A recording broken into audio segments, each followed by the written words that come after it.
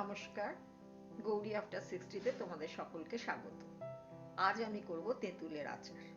তোমরা দেখো কি সহজ উপায়ে আমি এই রেসিপিটি করি, আমার সঙ্গে থাকো। আজকের রেসিপি তেঁতুলের আচারের জন্য নিয়ে নিয়েছি তেঁতুল আর ভেলি গুড়। এরপর আর কি আমি এখানে যোগ করব, তোমরা আমার সাথে থাকো, পরপর দেখতে থাকো। কড়াই বসিয়ে দিয়েছি, প্রথমেই দিয়ে দিলাম তেল। আমি এখানে সর্ষের তেলই ইউজ করব, আর খুব বেশি কিন্তু আমার তেল লাগবে না, এইটুকুনি তেলই আমি দেব।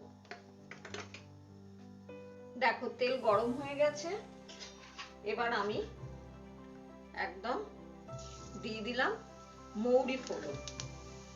প্রায় 2 চামচ মতন কিন্তু আমি মৌরি ফোড়ন দেব। যারা লঙ্কা পছন্দ করো এই সময় শুকনো লঙ্কা ফাটিয়ে দিয়ে দেবে, আমি লঙ্কা কিন্তু ইউজ করলাম না।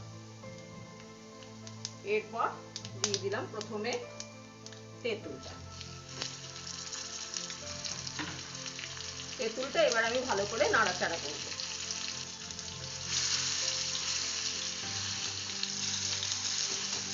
তেঁতুলটাকে এইভাবে আমি ভালো করে এপিট ওপিট দুপিটি ভালো করে নাড়াচাড়া করে নিচ্ছি।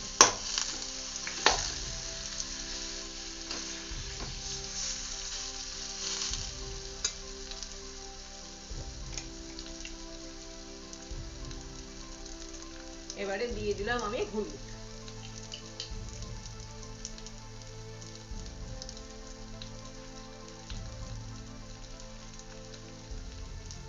আর দিয়ে দিলাম পরিমাণ মতন নুন।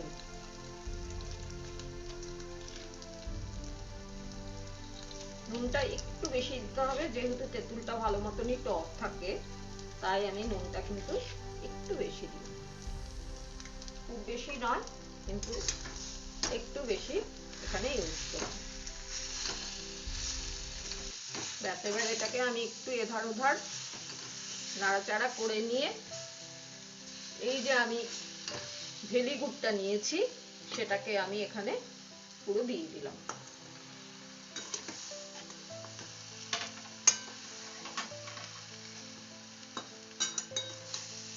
এরপর এটাকে আমি ভালো করে মিশিয়ে নিচ্ছি।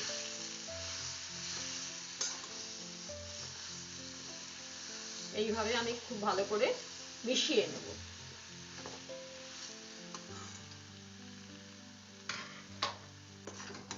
দেখো নাড়াচাড়ার পর আমি এখানে এখনো কিন্তু গুড়গুলো পুরোপুরি গলেনি, খুব সামান্য একটু জল দেব, খুব সামান্য, ব্যাস, এতেই গুড়টা ভালো মতন গলে যাবে।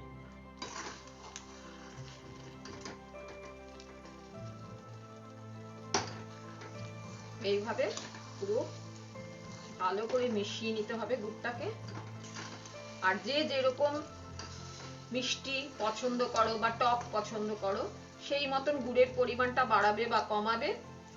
আর যারা ঝাল পছন্দ করো তারা এই সময় কিন্তু তোমরা চিনি পাউডার এখানে অ্যাড করে দিও, কারণ আমার চলবে না তাই ঝাল, তাই আমি এখানে কোনো লঙ্কা ইউজ করলাম না। তোমরা এই সময় এখানে লাল লঙ্কার গুঁড়ো দিয়ে দিতে পারো। এইভাবে এটাকে ভালো করে আমি মিশিয়ে নিচ্ছি। দেখো বেশ কিছুক্ষণ বাদে নাড়াচাড়ার পর এইরকম দেখতে হয়েছে। আর যদি কোথাও একটু দেখো যে গুড়টা একটু ডালা পাকানো আছে, তাহলে কিন্তু খুন্তি দিয়ে এইভাবে পুরো এর সাথে মিশিয়ে দিতে হবে।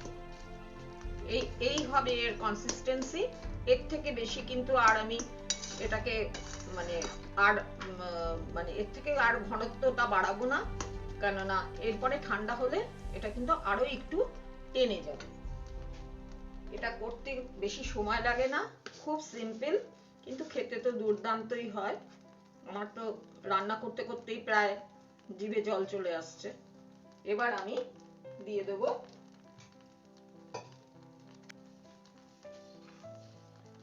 এবার দেখো আমি দিয়ে দিচ্ছি এই ভাজা মশলার গুঁড়ো। এখানে আছে ধনে, জিরে আর মৌরি শুকনো চাটুতে ভেজে আমি এখানে গুঁড়ো করে নিয়েছি। এই আমি 2 চামচ দিয়ে এটাকে ভালো করে, একদম উঁচু উঁচু কিন্তু আমি 2 চামচ দিলাম, কারণ এর গন্ধটা ভীষণ ভালো লাগে। এইভাবে এটাকে আমি মিশিয়ে নিচ্ছি। ব্যাস, হয়ে গেল আমার তেঁতুলের আচার রেডি। খুব অল্প সময় লাগে, খাটুনি বেশি নেই, খুব অল্প পরিশ্রমে দারুণ একটা জিনিস পাওয়া গেল। আর এবারে এটাকে আমি ঠান্ডা হতে দেব, তারপর তোমাদের কাছে আমি ফিরে আসছি। তেঁতুলের আচারের এই হচ্ছে ফাইনাল লুক। তোমরা বাড়িতে করে দেখো, এটা করতে বেশি সময় লাগে না, খেতে কিন্তু অত্যন্ত সুস্বাদু হয়। আর লাইক, কমেন্ট আর সাবস্ক্রাইব করে আমার পাশে থেকো। সকলে খুব ভালো থেকো। সকলকে আমার অনেক অনেক ধন্যবাদ।